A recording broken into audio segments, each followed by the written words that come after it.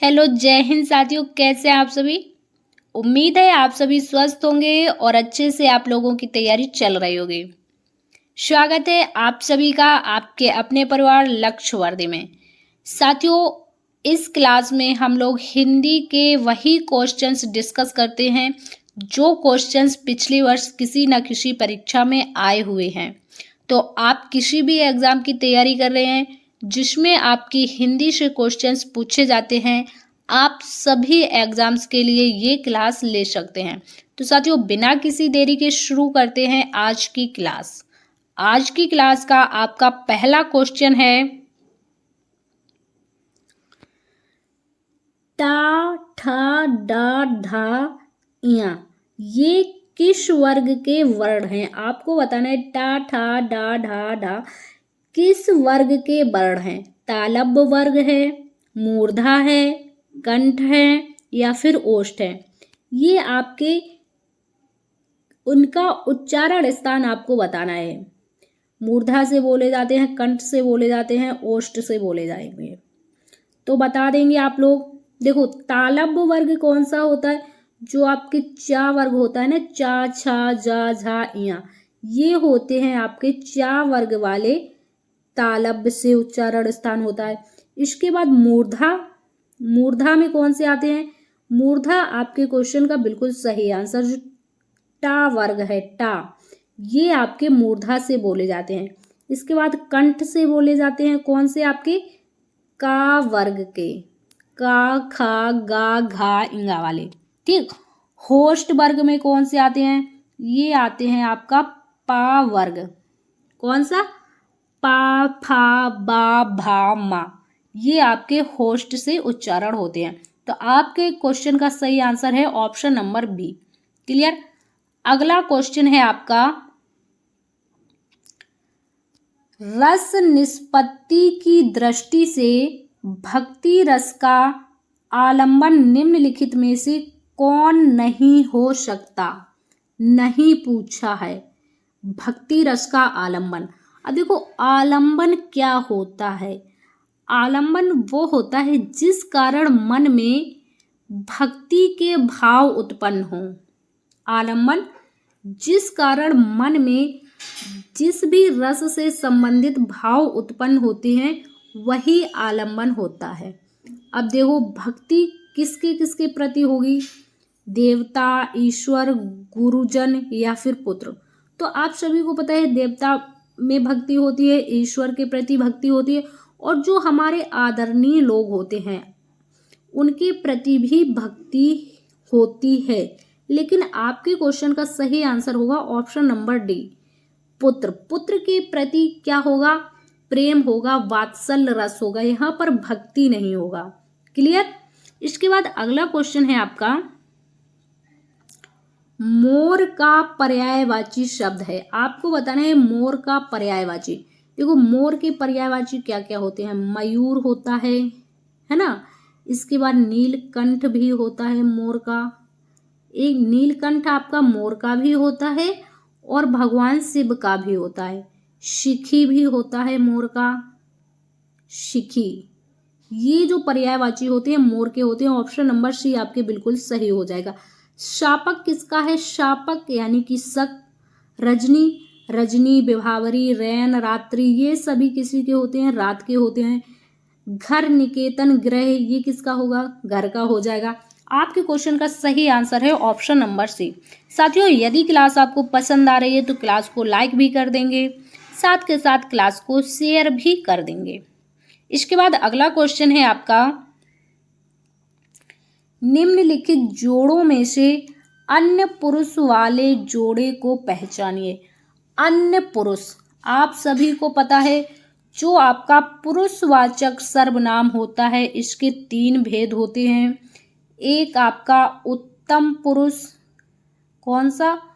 उत्तम पुरुष। एक आपका मध्यम पुरुष, है ना, और एक आपका अन्य पुरुष। ये तीन भेद होते हैं पुरुषवाचक सर्वनाम के। अब देखो, उत्तम पुरुष में क्या होता है? मैं और हम, ये उत्तम पुरुष में होता है जो बोलता है। मध्यम पुरुष में क्या होता है? जो आपकी बात को सुनेगा, वो मध्यम पुरुष हो जाएगा। और अन्य पुरुष में कौन से शब्द आएंगे, जैसे वह, वे, यानी कि जिसके बारे में हम लोग बात करते हैं वो हो जाता है अन्य पुरुष। ऑप्शन नंबर सी आपके क्वेश्चन का बिल्कुल सही आंसर है। अन्य पुरुष वह, वे लोग ऐसे हैं, वो लोग वैसे हैं, है ना, तो ये अन्य पुरुष में आएगा। क्लियर। इसके बाद अगला क्वेश्चन है आपका, लड़का जाता है वाक्य को बहुवचन में परिवर्तित कीजिए। लड़का जाता है वाक्य को बहुवचन में परिवर्तन करना है। ये आपका एक वचन है, इसको बहुवचन में कैसे लिखेंगे? लड़का जाते हैं, लड़के जाता है, लड़के जाते हैं, या फिर लड़के लोग जाते हैं। तो इस क्वेश्चन का सही आंसर जो होगा ऑप्शन नंबर सी, लड़के जाते हैं। क्लियर। अगला क्वेश्चन है आपका, जो इंद्र पर विजय प्राप्त कर चुका हो उसके लिए एक शब्द क्या होगा? इंद्र पर विजय प्राप्त कर चुका हो उसके लिए एक शब्द आपको बताना है।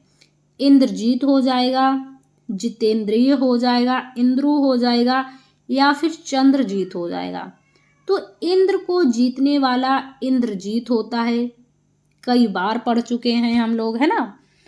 इसके बाद अगला क्वेश्चन है आपका, नमस्ते का सही संधि विच्छेद।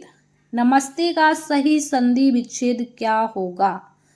तो पहले तो आप ये जानिए ये इसमें संधि कौन सी है। इसमें संधि है आपकी विसर्ग संधि। कौन सी संधि है? विसर्ग संधि का उदाहरण है आपका नमस्ते। और इसका संधि विच्छेद जो सही होगा, नमः प्लस ते, ऑप्शन नंबर बी, नमः प्लस ते। क्लियर। इसके बाद अगला क्वेश्चन है आपका, भारतीय संविधान के अनुच्छेद 210 में निर्देशित है, यानी कि संविधान के अनुच्छेद 210 में क्या निर्देशन दिए हुए हैं? तो देखो, जो भी आपके भाषा संबंधी प्रावधान है संविधान में, भाषा संबंधी प्रावधान अगर आपसे भाग पूछा जाएगा तो 17 हो जाएगा। अनुच्छेद पूछे जाएंगे तो आपके अनुच्छेद 343 से लेकर के 351 तक हो जाएंगे। क्लियर।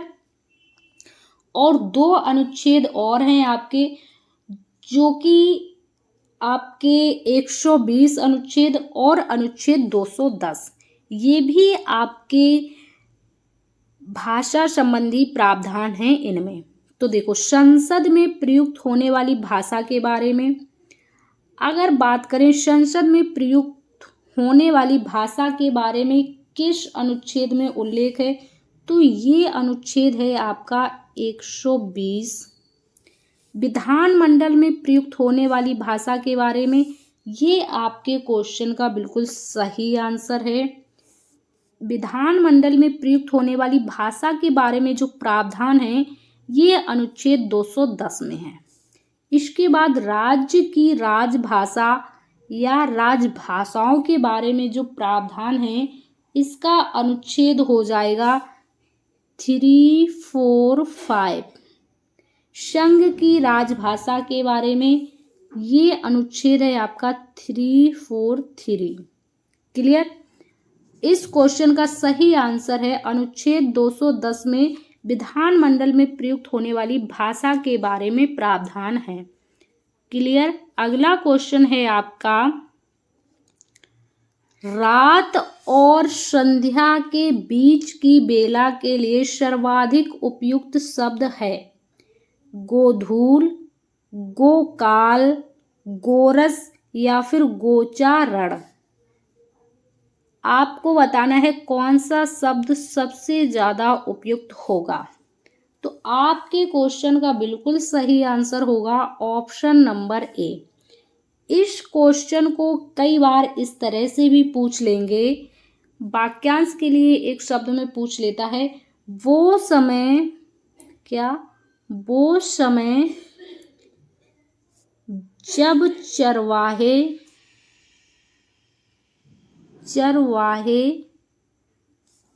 अपने पशुओं को लेकर घर लौटते हैं। अपने पशुओं को लेकर घर लौटते हैं। उस समय को क्या कहा जाता है? तो उस समय को गोधूल कहा जाता है। क्लियर? तो साथियों, ये क्वेश्चन हमारे आज के प्रैक्टिस सेट का लास्ट क्वेश्चन था। इस प्रैक्टिस सेट में आपने कितने क्वेश्चन सही कर पाए हैं, हमें कमेंट्स बॉक्स में ज़रूर बताना। क्लास आपको कैसी लगी है, ये भी आप लोग कमेंट्स में ज़रूर बताना। क्लास पसंद आई हो तो क्लास को ज़्यादा से ज़्यादा लाइक और शेयर करेंगे, और यदि आप चैनल पर नए हैं तो चैनल को सब्सक्राइब कर लेंगे, ताकि आगे कोई भी क्लास आए उसका नोटिफिकेशन आपको समय पर मिल जाए। तो हम मिलेंगे आपसे नेक्स्ट क्लास में। जब तक के लिए आप लोग स्वस्थ रहिए और अपनी तैयारी अच्छे से करते रहिए। जय हिंद साथियों।